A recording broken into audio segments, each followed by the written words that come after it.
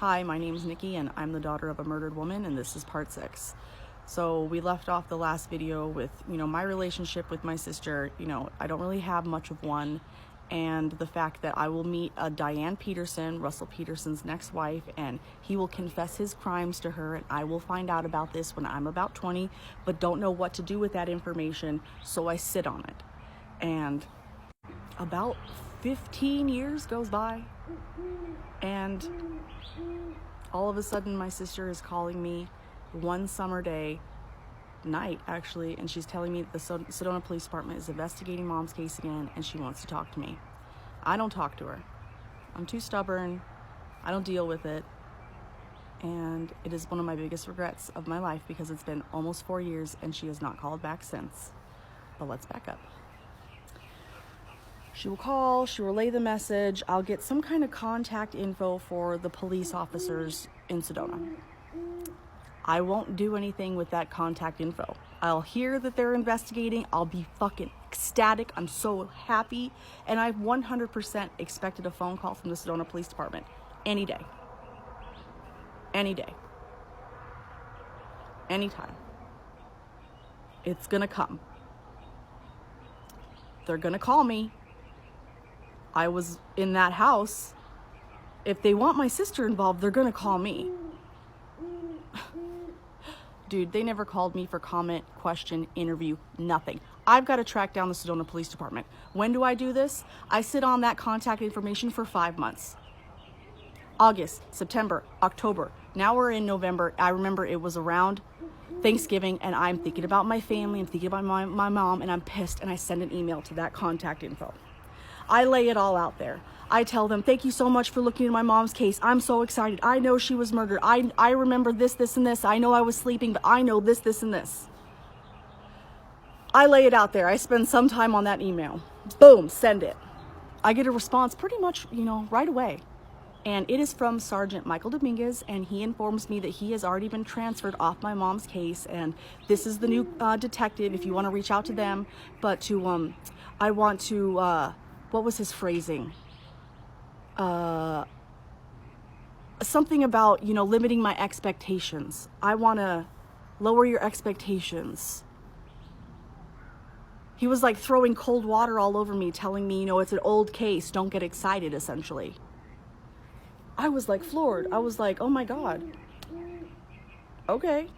So I reach out to the new detective, but I'm still excited that somebody's looking into it. Even though this other guy tells me to, monitor my expectations, I relay the same pretty much excited email. Hi, Sergeant Leon. Oh my God, I'm so excited that you're doing this. Thank you for doing this for my mom. I remember this, this, and this. I was sleeping, but I know that my mom was cheating. My dad's told me this my whole life. I know this. I lay it out there. Same thing. It takes me a while to, conduct that email. I send it off. It is after Thanksgiving by the time I get a response. I will never forget this, because this is the day that set my fucking world on fire. This is like right after Thanksgiving 2020. I'm at my computer. I open up the email, and it's very brief, and it's to the point, from a Sergeant Leon at the Sedona Police Department, and she tells me, hi, Nicole, I've been meaning to reach out to you, and I'm so glad that you did. I hope you had a happy Thanksgiving, blah, blah, blah. I did have some questions for you, but you already answered them. You were sleeping and you don't know anything, or you don't remember. That is what it said. I was blown away. I sat back in my desk and I was like, oh my God, she doesn't want to talk to me. She's not going to talk to me. She doesn't care. I sat back and I was like, this was just like the email that changed my life. I wasn't happy and nice in the next email. I wasn't saying, oh my God, thank you for helping me. Oh, I was very angry.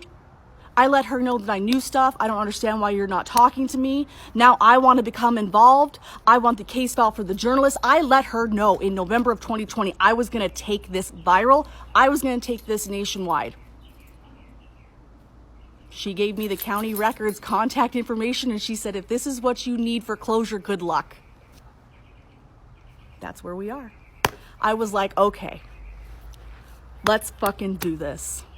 So I contacted Sedona County Records. I talked to that lady.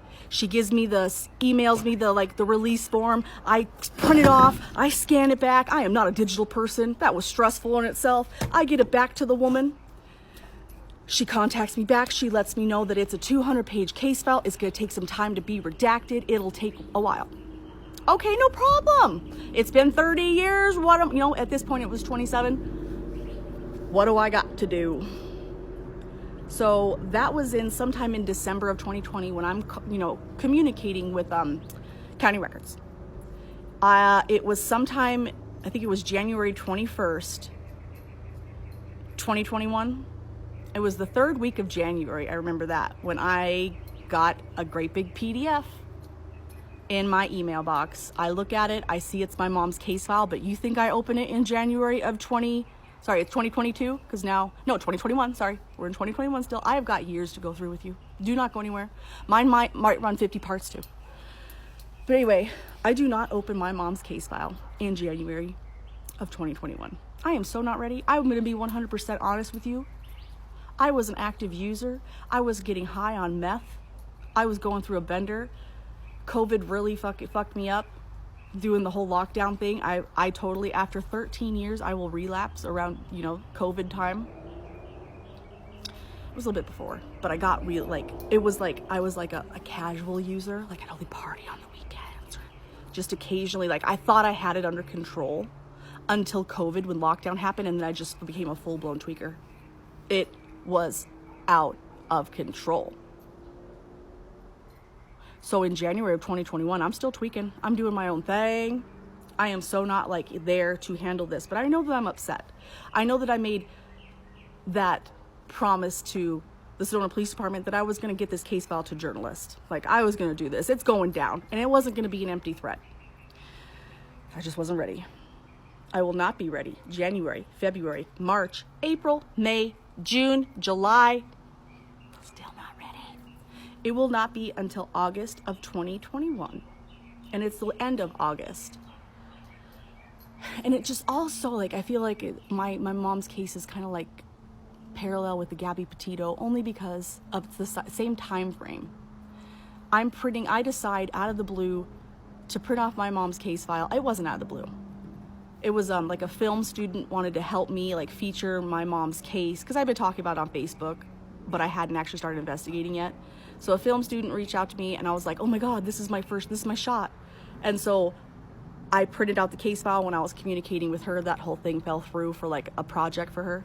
But anyway, it gave me the enthusiasm and the will to print off my mom's case file for the first time. That's August 25th, 26th, or 27th of 2021. I will print off my mom's murder case file after decades. I will finally read what happened to my mom. I was so not ready. But I'll do it. And I will have the craziest panic attacks, the freakouts, because I'm doing drugs. And drugs and mental health are not good. Just don't mix. Oil and water, come on. So I'll be reading the case file. It's the interrogations that really got to me. It's not the autopsy report. It wasn't the autopsy diagram, because that's what I really dreaded. I dreaded seeing pictures, but there are no pictures in my case file. But honestly, what gave me such bad panic attacks and freakouts was reading Russell Bennett Peterson's interrogations and his lies, and how he blamed my mother's death on her. Oh my God, just even saying that out loud is just so heartbreaking. The woman was murdered and he's victim blaming her to get out of going to prison because he just doesn't want to cop up to it. And it was just, I remember my heart, I thought I was having a heart attack. It was a panic attack. It was the most severe panic attack of my life. And I've had them all my life. But I thought I was having a heart attack. And I realized I can't do this if I'm on drugs. I gotta get help. I gotta stop. And that's really what made me realize I had a bad problem. And 3 weeks after printing off my mom's case file on September 17th, 2021, I will stop and quit methamphetamine cold turkey. And it has been 2.5 years. And I have not looked back. And I owe my mom that. So I will keep fighting for justice for her. And part 7 is coming up, or I don't know, maybe tomorrow. I don't know. We'll see. But you're going to get part 7 regardless after this when I film it.